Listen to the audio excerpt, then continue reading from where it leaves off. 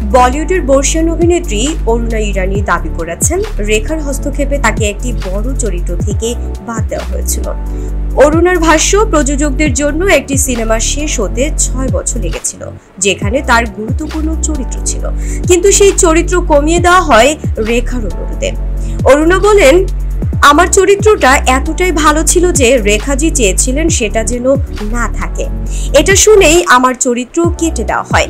ইন্ডাস্ট্রির অনেকেই মনে করেন এই চরিত্র রাখলে সিনেমায় রেখার গুরুত্ব কমে যেত, এজন্যই আমাকে বাদ দেওয়া হয়েছিল। এই ঘটনা বলিউডের নায়িকাদের মধ্যে চলা পেশাদার ঈর্ষা ও রাজনীতির আরেকটি উদাহরণ। যদিও রেখা এ নিয়ে এখনো কোনো মন্তব্য করেননি, তবে এই ঘটনা আবারও সামনে আনলো বলিউডের অন্ধকার দিক।